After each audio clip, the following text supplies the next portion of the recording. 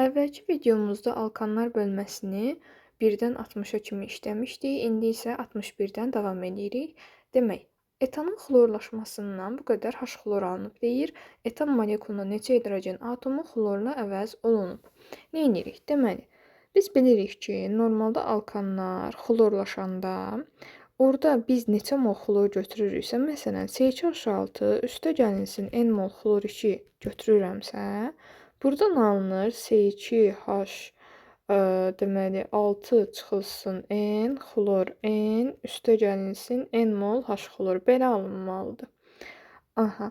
Və 7,3 qram bizə H xlorun alınmasını veribsə, onda nə edək? 7,3 aşağısına həmişə nə yazırıq? Mr 36,5 bərabərdir 1,12 aşağısını da yazaq, deməli 22,4. Yenə də 36,5-in yanına n yazsaq, biz doğru cavabı almış olacağıq. İxtisarlarımızı aparaq. Burada qalsın 20. 7,3-ü 20-yə vuranda bu edəcək 146 bərabərdir 36,5 n-ə və buradan da n bərabərdir 4 almış oluruq. Sonra keçək 62-yə. Hansı reaksiyalarda metan alınmır? Demək, birinci reaksiya etanın alınma reaksiyasıdır. Birinci reaksiyadan alınır C2H6 üstə gəlinsin natrium karbonat. Daha sonra ikinci reaksiya deməli C2H2-nin alınma reaksiyasıdır və əlavə olaraq da kalsium OH2 alınır. Və daha sonra isə üçüncü reaksiyadan CH4 üstə gəlinsin natrium karbonat alınır. Bizdən də metan alınmayanları istəyirdi. Doğru cavab 1-lə 2 olacaq Y bəndi. Sonra 63. Hansı reaksiyalardan metan alınır? Deməli, C2H6-nın 550 dərəcə Selsi katalizator iştirakında deməli parçalanması verilib. Kalsium karbidin H2 ilə reaksiyası və alüminium karbidin H2 ilə reaksiyası. Deməli, alüminium karbidin H2 ilə reaksiyasından CH4 alınır. Aha, demək, üçüncünü götürməliyəm. İkincidən alınır C2H2 və birinci isə deməli orada nə baş verir? Dehidrogenləşmə prosesi baş verəcək və oradan da alınır C2H4 üstə gəl hidrogen. Demək, bizim metan alınacağımız yalnız 3 olacaq Y bəndi. Daha sonra gəldik 64-ə. Demək, CH3 xlor üstə gəl natrium. Bu hansı reaksiya idi? Würst reaksiyası. Deyir, hansı ifadə doğru deyil? Etan alınır, bəli. Sonra oksidləşmə reduksiya reaksiyasıdır, düz deyir. Reaksiya məhsullarından biri bərk haldadır, xeyr. Alınır buradan, daha doğrusu bəli, C2H6 üstə gəlinsin natrium xlor alınır. Natrium xlor da bərk haldadır, bəli, düz deyir. Karbon zəncirinin uzanması ilə gedir, bəli, elə würst reaksiyasının mahiyyəti karbon zəncirinin uzanması idi. Alken alınır, xeyr, səhv deyir. Deməli, würst reaksiyası aşağı molekul kütləli alkanlardan yüksək molekul kütləli alkanların alınması prosesi idi. Yəni, oradan alken alınmır. Y bəndi yanlışdır, bizə də o lazım idi. Gəldik 65-ə. Butan, T, alüminium xlor 3, izobutan. Deməli, ümumiyyətlə biz T, alüminium xlor 3, yəni temperatur və alüminium xlor 3 katalizatoru görürüksə, bilməliyik ki, bu izomerləşmə reaksiyasıdır. Demək, deyir ki, dəyişən nədir? Gəlin hər iki maddəni yazaq. Demək, butanın formulu bu cürdür və alır buradan nə? İzobutan. İzobutan isə bu cür olacaq. Nə deyir? Dəyişən nədir? Karbon atomunun valentliyi ümumiyyətlə heç bir birləşmədə dəyişmir. Karbon bütün birləşmələrdə yalnız CO birləşməsi istisna olmaqla 4 valentlidir. Aha, demək, bir deyil. Karbon zəncirinin uzunluğu dəyişir. Bəli, burada 4 karbon var idi, burada 3 karbon var. Hidrogen atomlarının sayı dəyişmir. İzomer o maddələrə deyilir ki, onların ümumiyyətlə atom sayları eynidir, onların emerləri eynidir. Bu maddələrə deyirlər izomer maddələr. Yəni, burada dəyişən yalnız karbon zəncirinin uzunluğu olur, yalnız 2. Sonra 66-da isə artıq butadiyen, yəni alkadiyen sinifinə aid olan birləşmə alınıbdır. Gəlin baxaq. Deməli, butanın formulunu bilirik. Butadiyen 1,3-ü yazaq. Demək, butadiyen 1,3 formulu bu şəkildədir. Nə deyir? Karbon atomlarının valentliyi. Dedik ki, karbon atomlarının valentliyi bütün birləşmələrdə 4-dür. Demək, bu deyil. Karbon atomlarının hibrid vəziyyəti dəyişib. Butanda bütün karbon atomları sp3 hibrid halındaydı. Burada isə nə edirik? İki qat rabitələrə baxırıq. İki qat rabitə varsa sp2 hibrid halıdır. sp2, sp2. Bəli, hibrid vəziyyəti hamısında dəyişib. Karbon atomlarının sayı isə dəyişmir. Demək, bizim yalnız dəyişənimiz hibrid vəziyyətidir, A bəndi. Sonra hansı maddələr hidrogeni birləşdirmir? Demək, alkanlar doymuş birləşmələr olduğu üçün onlar hidrogeni birləşdirməyəcək. Ona görə bizim doğru cavabımız 67-də Y bəndi olmuş olacaq. Sonra hansı reaksiyadan alkan alınır? Aha, alkanların alınma reaksiyası Wurst reaksiyasını deyə bilərik. Baxın, məsələn, A bəndindən kalium OH-ın spirtdə məhlulu. Oradan alınır alkin. Alkinlər mövzusunda buna aid çox test işləyəcəyik. Demək, buradan alınır propen. B bəndindən alınacaq. Demək, bizdə C6H14 Wurst reaksiyasıdır. Sonra C bəndindən yenə də alınır alkin. Hansı alkin? Butin 2. Bu birləşmə alınır. Sonra D bəndi temperatur katalizator varsa, bu dehidrogenləşmədir. Oradan alınır C2H4 üstəgəlsin hidrogen. Y bəndindən isə C2H2 üstəgəlsin kalsium OH2 alınır. Yəni bizim cavabımız B bəndi olur. Sonra davam edək 69-la. Hansı reaksiyadan alkan alınır? Yenə də bizə hansı reaksiya lazımdır? Wurst reaksiyası lazımdır. Digərlərini bayaqçı testdə gördük. Y bəndi Wurst reaksiyasıdır. Wurst reaksiyası yenə yadımıza salaq nə idi? Deməli, monohalogenli alkana natrium, kalium, sink metalları ilə təsir etdikdə karbon zəncirinin uzanması ilə gedən reaksiya idi. Sonra gəldik 70-ə. Molekulunda cəmi 17 atom olan alkanın quruluş izomerlərinin sayını istəyir. Əvvəlcə gəlin alkanın formulunu yadımıza salaq. Sen H2n üstəgəl 2. Demək, atom sayımız cəmi nə qədər olacaq? 3n üstəgəl 2 bərabərdir 17. N də buradan bərabərdir 5-dir. Demək, bizim formulumuz C5H12-dir. İndi bizdən nə istəyir? Quruluş izomerlərini istəyir. Quruluş izomerlərindən, məsələn, elə birincisi özüdür. Yəni, normal pentandan söhbət gedir. Normal pentanın quruluşu belədir. Daha sonra gəlin başqa izomer yazaq. İzomerlər ümumiyyətlə necə yaza bilərik? Məsələn, əgər ki, biz onları çaşdırırıqsa, nə edə bilərik? Baxın, məsələn, bu CH3 hissəsini gətirib, məsələn, bura yerləşdirə bilərəm, yerini dəyişirəm. Beləliklə də mən quruluş izomeri almış oluram. Tutaq ki, CH3-ü biz gətirib oraya yerləşdirdik. Və buradan da sildik. Buranı düzəldək 3 eləyək. Aha. Demək, bu oldu bunun digər izomeri. Və yaxud da mənim ürəyim istəyirsə CH3-ü gətirib bu tərəfə də birləşdirə bilərəm. Heç bir fərqi yoxdur. Yenə də biz burada eyni maddəni almış olacaq. Nəticə etibarilə quruluş izomeri əgər bizdən istəyirsə, cəmi 3 dənə quruluş izomeri biz almış olacağıq. Və pentanın digər izomeri isə baxın bu maddədir. Tetrametil metan. Demək, bu 3-cü izomeridir. Sonra gəldik 71-ə. Molekulunda karbon atomlarının sayı hər ikisi də N olan alkan və alkindir. Və molekulunda ümumi atom sayını veribdir. İndi deyir ki, alkanların deməli ümumi atom sayı 3N üstəgəlsin 2-dir. Alkinlərinki isə 3N-dir. Və bu bərabərdir 7 bölünsün 6 veribdir. Gəlin tənasüb eləyək. 18N üstəgəlsin 12 bərabərdir 21N-ə. Demək, N-ləri bir tərəfə keçirdək. 3N bərabərdir 12, N də bərabərdir 4 aldıq. Alkan molekulundakı karbon atomlarını istəyirdi, o da eləyəcək 4. Sonra N pentan molekulu. Normal pentanı gəlin yazaq. Nə deyirsə onu yazmalıyıq. Buradan deyir ki, 2 ədəd metilin qrupu qopardıqda, məsələn, tutaq ki, bu ikisini qopartsaq, yerdə nə qalır? Yerdə qalır normal propan. Sonra 73-də N-oktan molekulu, N-oktan hansı formuluydu? C8H18. Çəkə də bilərik, amma çəkmədən də məsələn asanlıqla bunu yaza bilərik. 4 ədəd metilin qrupu qoparsaq, yəni 4 dənə CH2 qədər, 4 dənə karbon qoparsaq 4, 2 vur 4, 8 dənəsini də qoparsaq C4H10 almış olarıq. Yəni normal butan. Sonra gəldik 74-ə. Molekulunda 12 ədəd hidrogen atomu.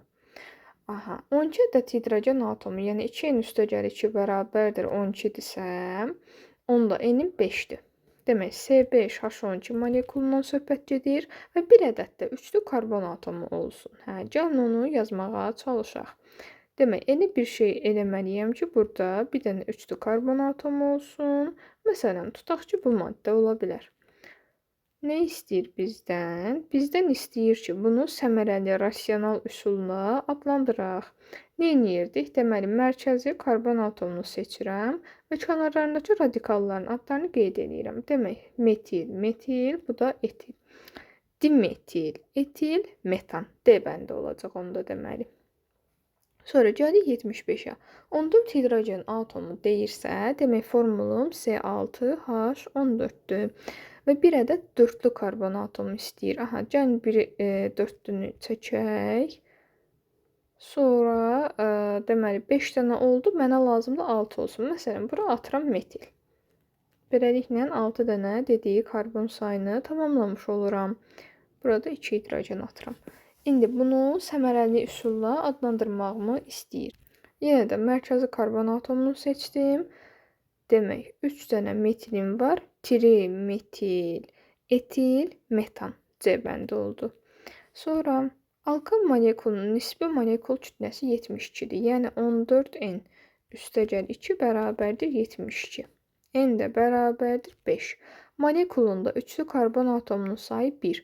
Əvvəlcə bir dənə üçlü karbon atomu çəkməliyəm.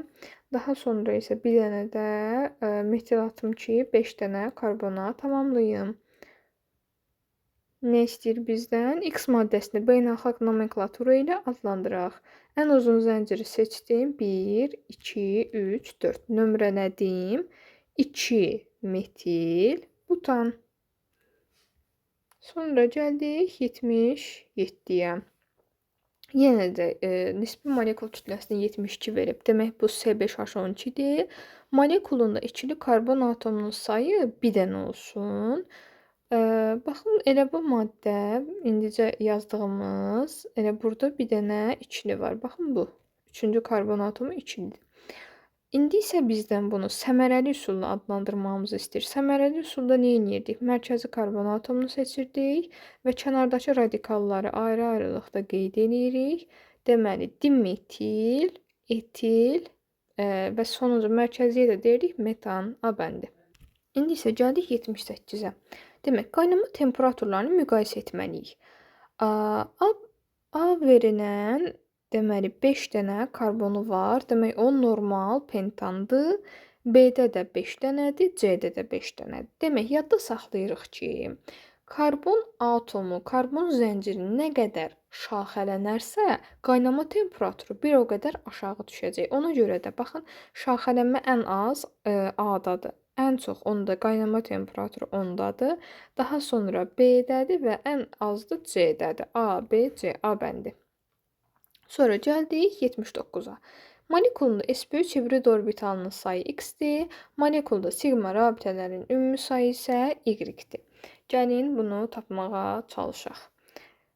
Alkan molekulunda ümumiyyətlə bütün karbon atomları sp3 hibrid vəziyyətdə olur. Və biz də bilirik ki, sp3 hibrid orbitalı necə yaranır? 1 ədəd S və 3 ədəd P-dən 4 ədəd sp3 hibrid orbital yaranır. Nə qədər karbonum varsa, o qədər də hibrid orbitalımın 4 dənə var. Məsələn, n dənə karbonum varsa, cəmi 4-ün mənim hibrid orbitalım var. Çalışaq ki, düsturları əzbərləməyək, özümüz anlamağa çalışaq. Və daha sonra isə molekulunda sigma rabitələrin ümumi sayını istəyir. Sigma rabitələri necə tapırıq? Sigma rabitələr bərabərdir karbon-karbon arası üstə gəlinsin hidrogenin sayı. Hidrogen sayı qədər. Baxın, Deməli, məsələn, bir nümunə kimi gəlin etan molekuluna baxaq. Tutaq ki, bu etandır. Bunun üçün əvvəlcə siqma rabitə sayını tapaq. Baxın, karbonla karbon arası həmişə alkanlarda n çıxılsın 1 olur. Baxın, məsələn, etanda 2 dənə karbon var, amma karbon-karbon arası neçədir? 1 dənədir. Demək, n çıxılsın 1 bizdə alkanlarda karbon-karbon arasında rabitənin sayıdır. N çıx 1-dir. Sonra və yaxud da qeyri-polyar da deyə bilərik. Çünki qeyri-polyar nə idi? Eyni atomlar arasında yaranan rabitə idi.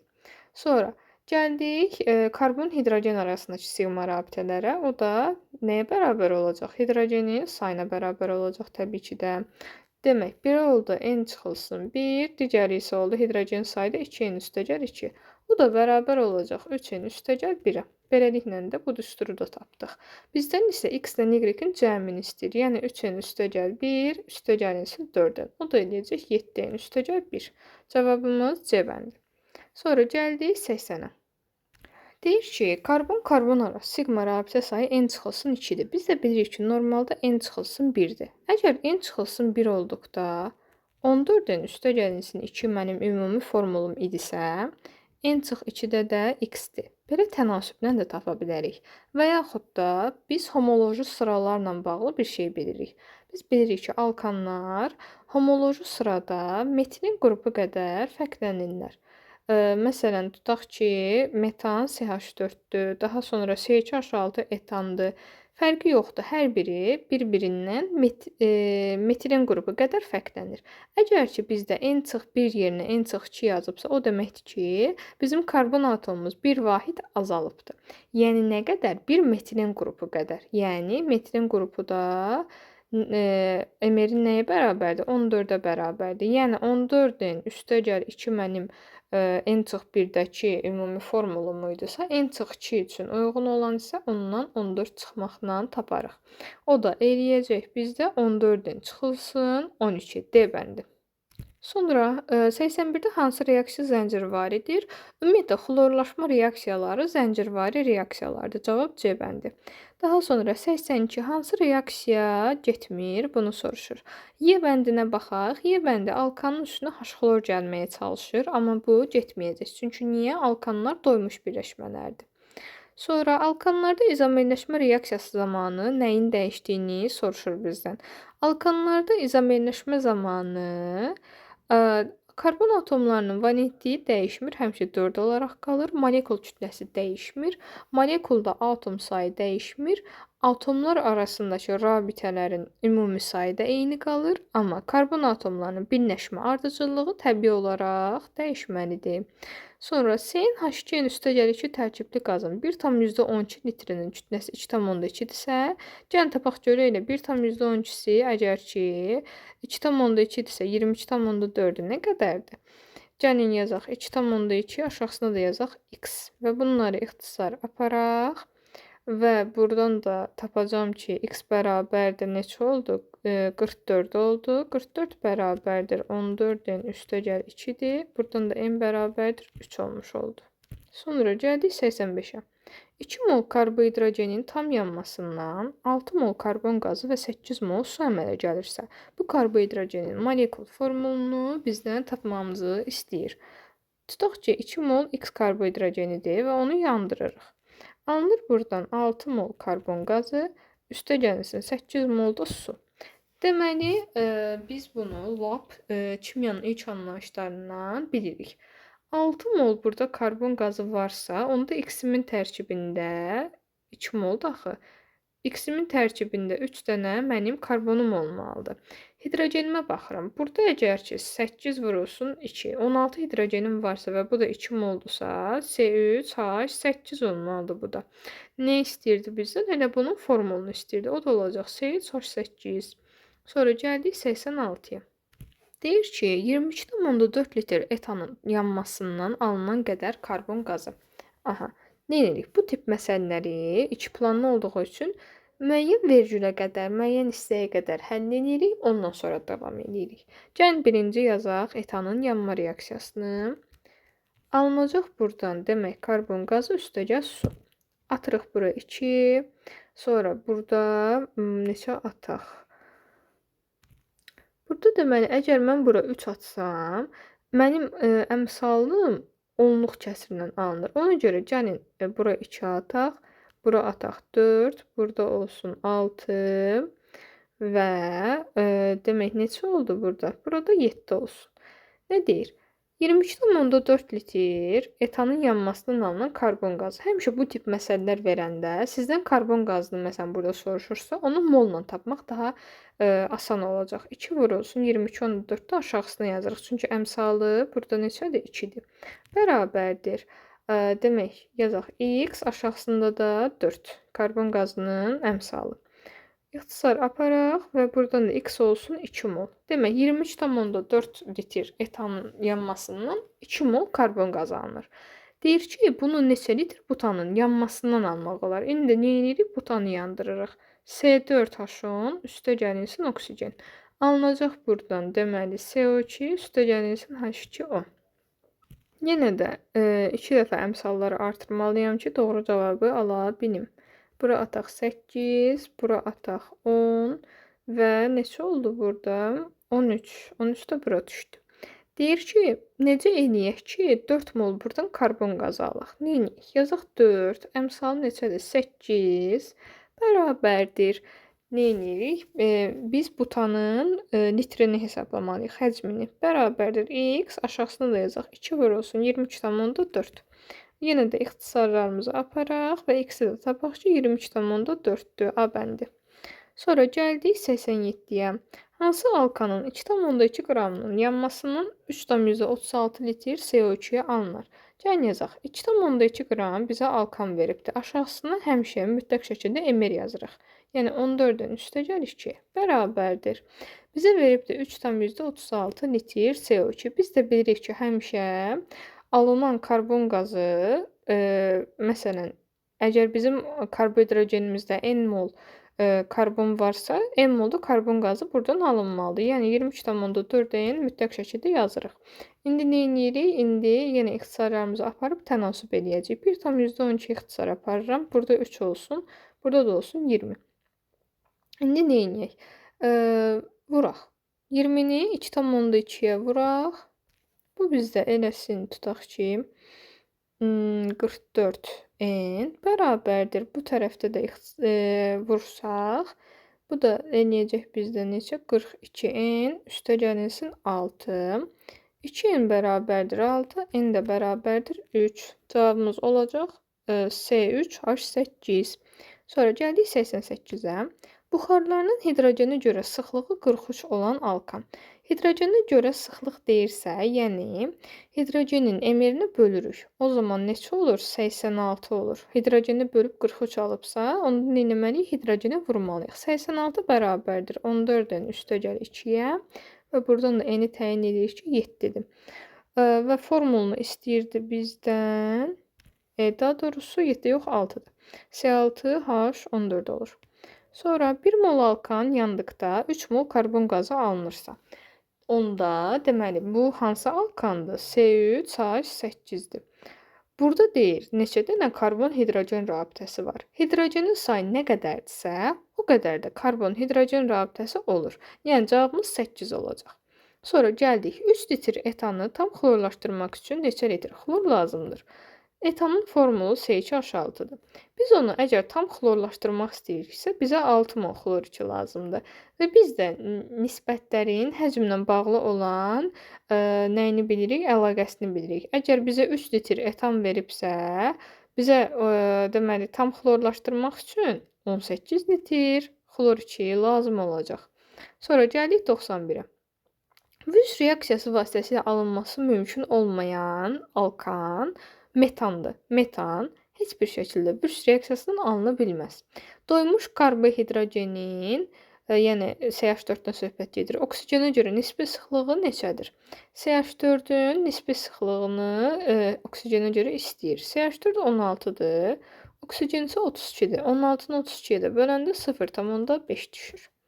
Sonra nisbi molekul kütləsi 86 olan doymuş karbohidrogen 86 bərabərdir 14-dən üstə gəlinsin 2-yə və oradan da eni təyin edək. Eni də olacaq bizdə neçə? 6. 1 molunun tam yanmasına neçə mol su alınar? Biz də bilirik ki, alkanlarda suyun mol sayı N üstəgəlsin 1-dən hesablanır. O da eləyəcək 7 mol su. Sonra gəldik 93-ə. 7,2 qramında 6 qram karbon olan alkan. Demək, 6 qram karbon. Aşağısına yazaq 12N bərabərdir. 7,2-nin 6 qramı karbondursa, o da deməkdir ki, yerdə qalan 1,2-si də nədir? Hidrogendir. Aşağısına da yazıram 2N üstəgəl 2. İxtisar aparaq. Burada qalsın 2N. Deməli, 2,4N bərabərdir 2N üstəgəl 2-yə. 0,4N bərabər 2. N də bərabər olacaq 5. Nə istəyirdi bizdən? Molekulun formulunu istəyirdi. O da olacaq C5H12. Sonra 94 də bunun tipindədir.